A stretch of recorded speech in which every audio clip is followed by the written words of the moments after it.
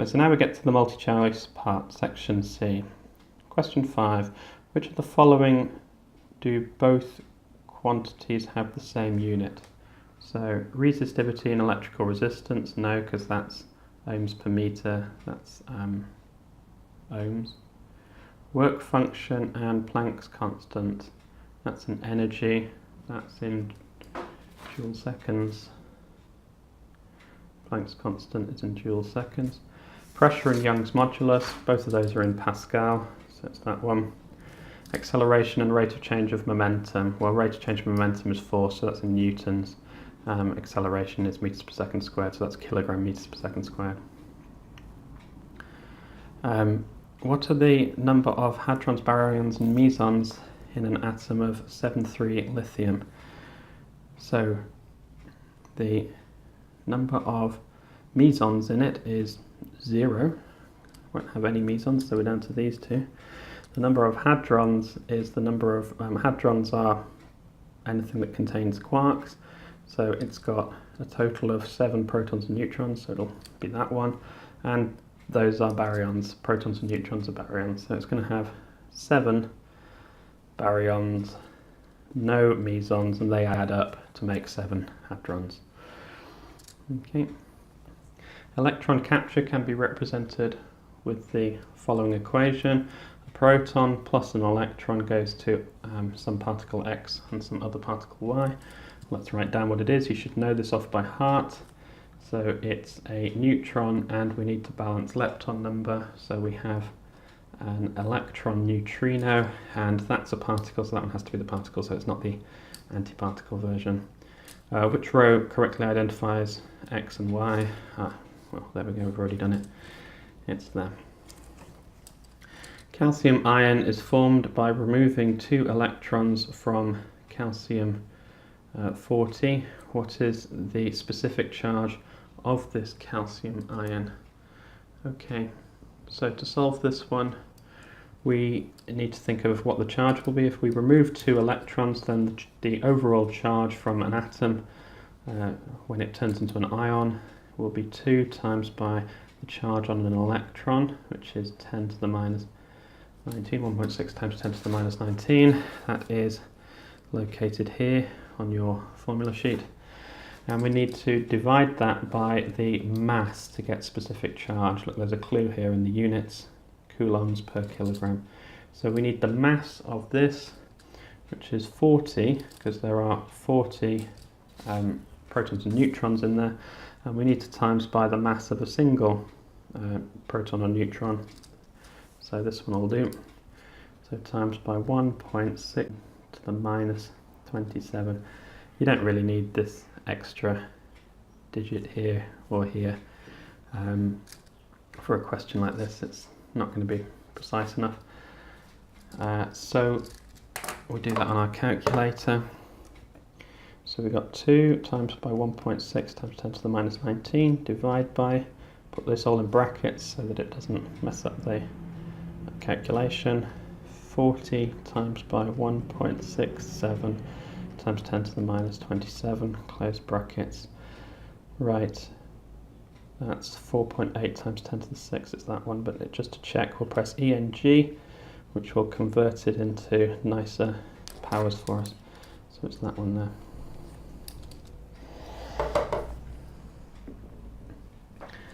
Right, electrons and protons in 2 beams are travelling at the same speed. The beams are diffracted by objects of the same size, which correctly compares the de Broglie wavelength of the electron with the de Broglie wavelength of a proton and the width of the diffraction patterns that are produced by the 2 beams.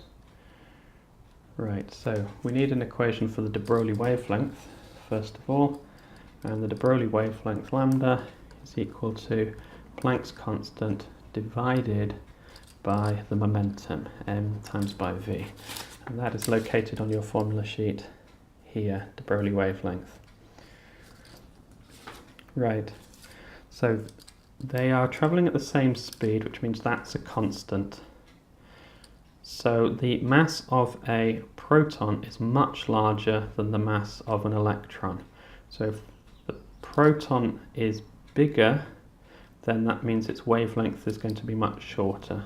So the wavelength of the proton must be shorter than the wavelength of the electron. Because that's a constant, that's a constant. The mass of the proton is bigger, so that means that that number must be smaller, because you're dividing by a bigger number. So we are on either that line or that line so far. Okay, so now we need to do the diffraction pattern half of the question. So if we have some object or a gap like so, then if we have incoming waves like this, we'll get pretty big diffraction like so, whereas if we have the same gap and we have very close together waves, then mostly they will go straight through. So this one has spread out to a very large value and this one has kept going pretty straight. So the one with the longer wavelength will have the wider beam. So that is the one with the longer wavelength. So it's that. Now you might ask, does it depend on the size of the gap? Well, yes it does. But if we had a tiny gap like that, then yes, for the proton we would get absolutely loads of diffraction like so. But if we had that same tiny gap like that and we put the electrons to go through it, then they would just bounce off. They wouldn't actually get through the gap, so you get nothing on that side of the gap. So it's got to be this situation here, which means it's that one there. Okay, I just realised that was off the page, so here's that page again. So here's the electron diffracting with a big wide beam, the proton diffracting hardly deflects at all. The protons here diffract lots through this small gap, but the electrons can't get through this small gap here. Question 10.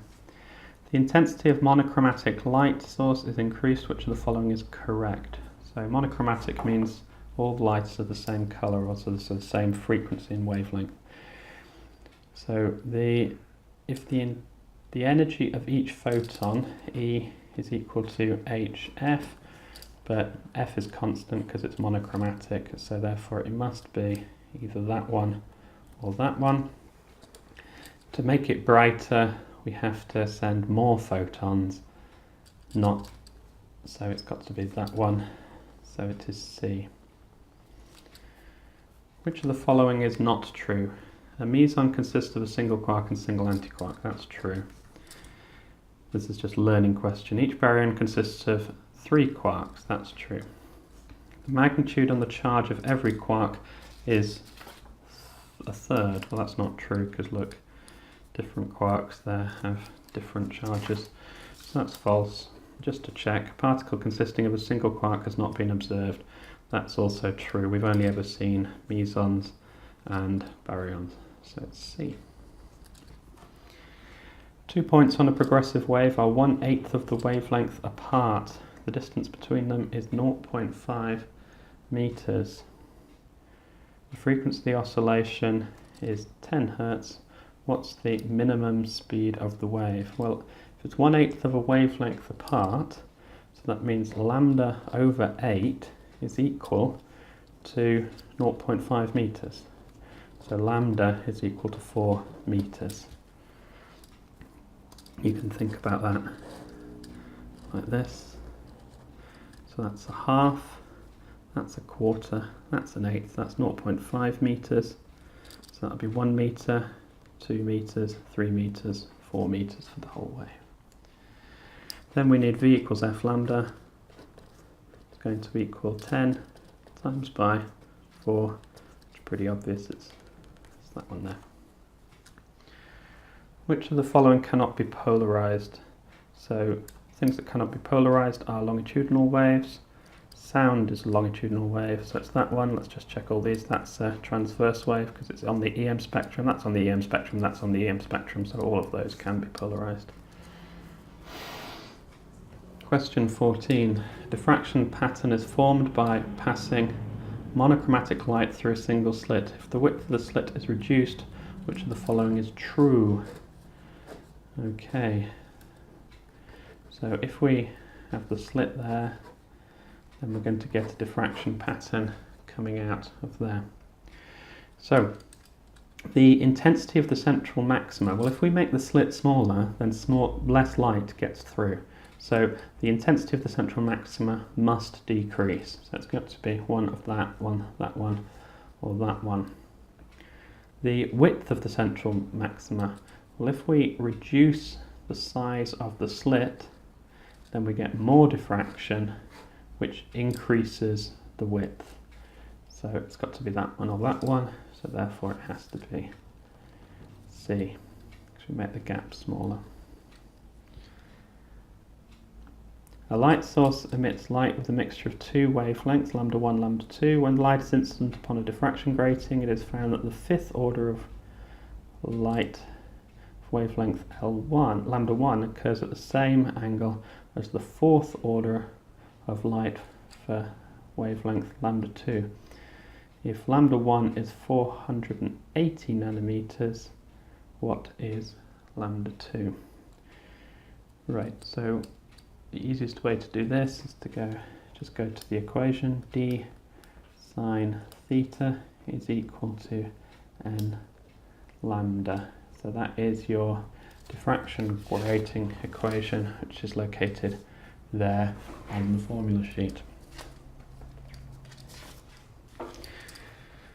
Okay, so we have the fifth order of lambda 1 is equal to the fourth order of lambda 2, which is equal to d sine theta, but it said that sine theta was the same because theta is the same, d is the same.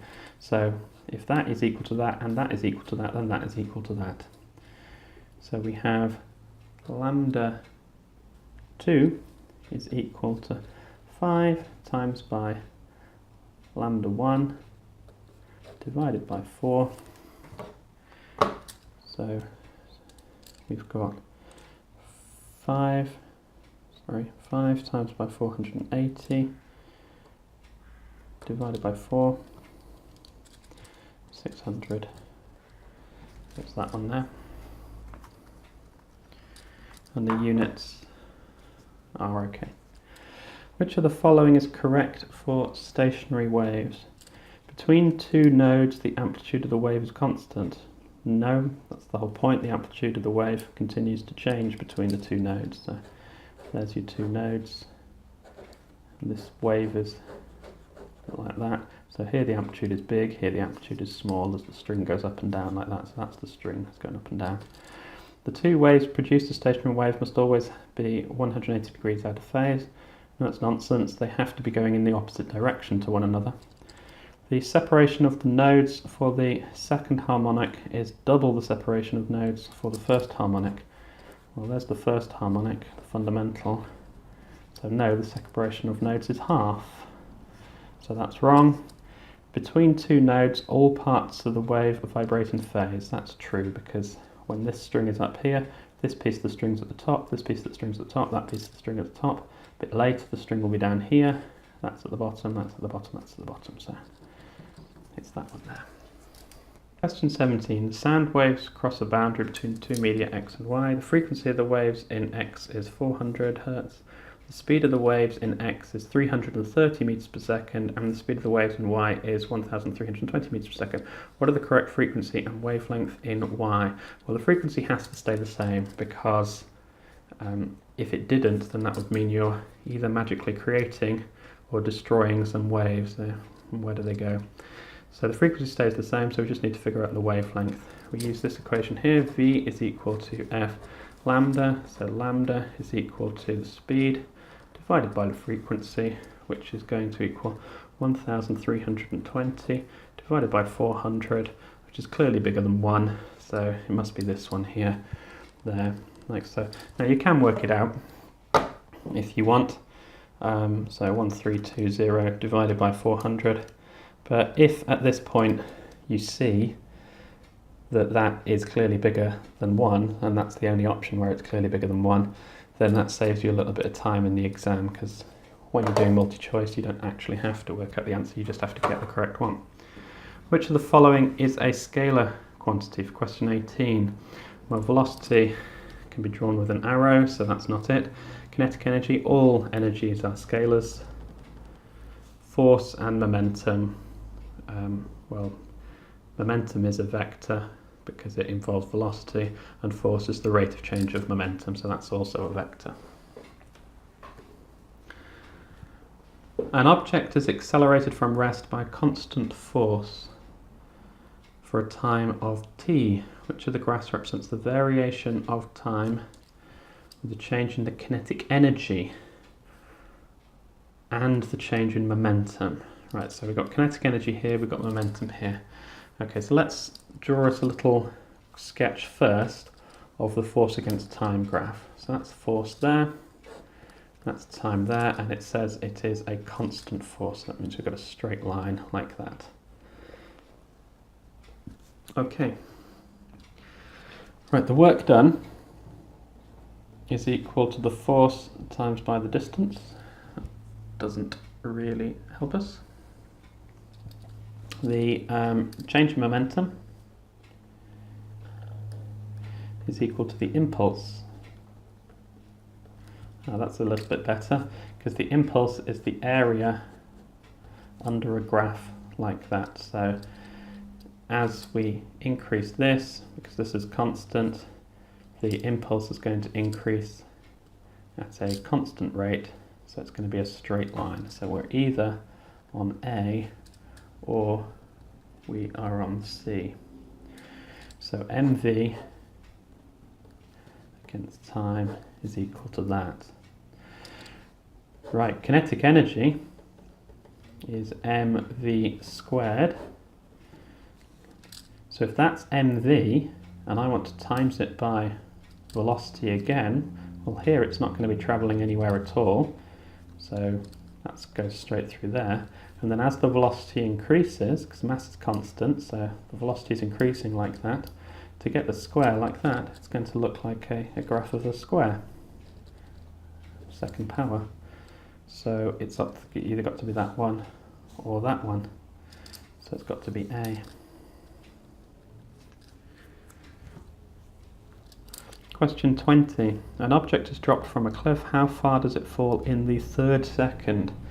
Now this one is always, students find this a bit confusing.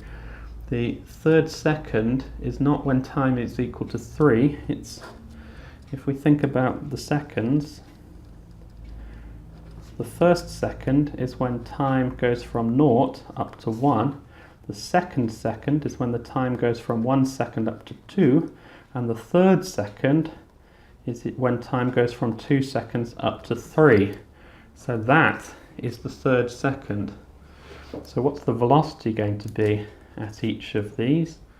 Well, the velocity, the average velocity is going to be the v is equal,